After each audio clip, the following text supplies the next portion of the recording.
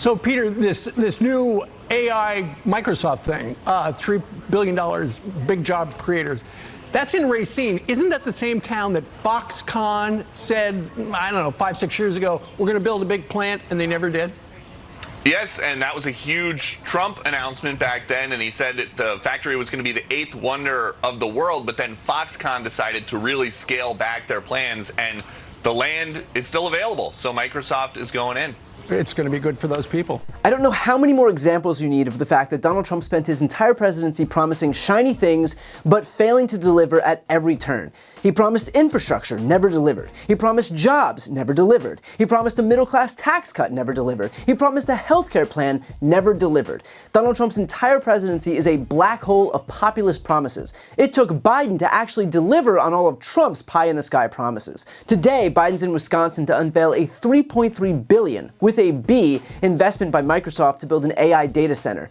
In a twist of poetic irony, it is the exact same location where Trump promised a Foxconn facility that would be the 8th wonder of the world 7 years ago. The 8th wonder of the world. One that, surprise, surprise, never actually materialized. Again, Trump made empty promises, Biden is actually delivering on them. Our country's proud manufacturing legacy.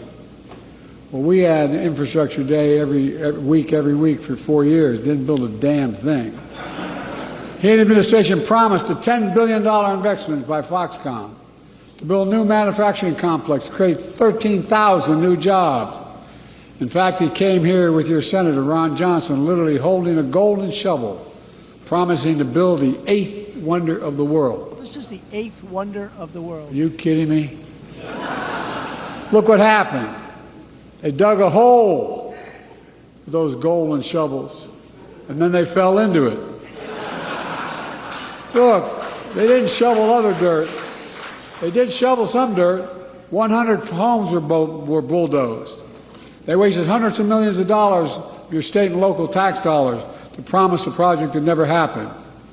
Foxconn turned out to be just that, a con. Go figure.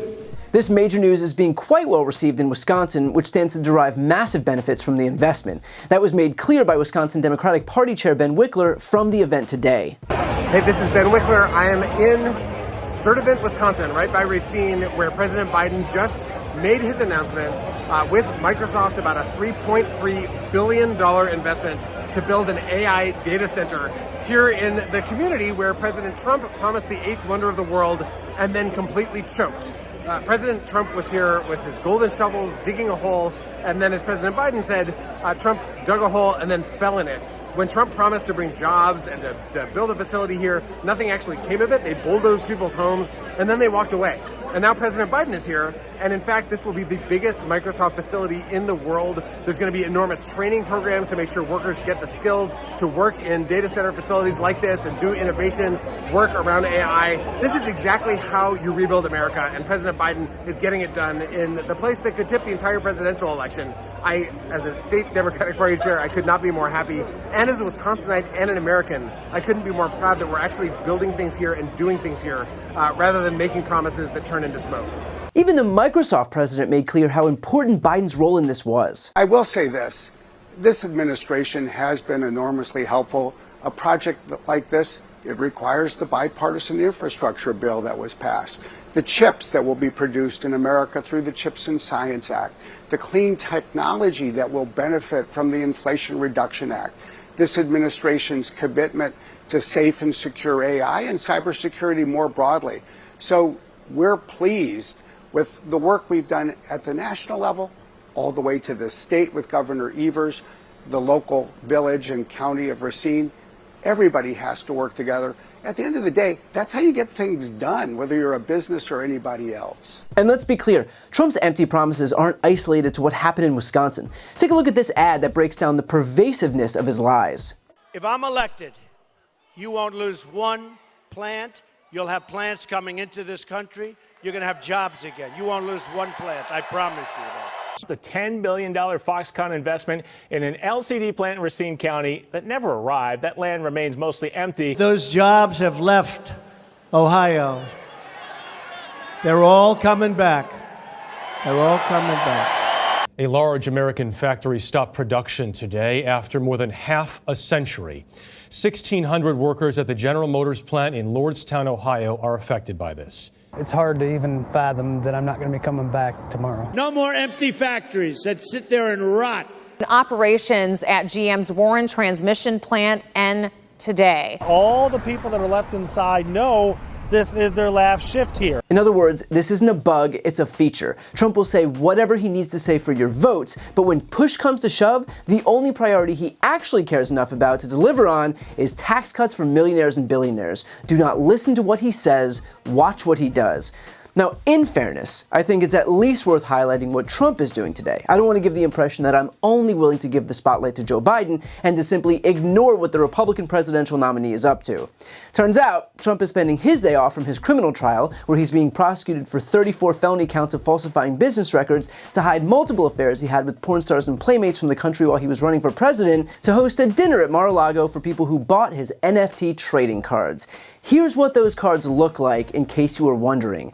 That's right, no one can accuse Trump of not focusing on what's truly important in this country: worthless digital trading cards whose funds are likely helping him pay for his legal fees.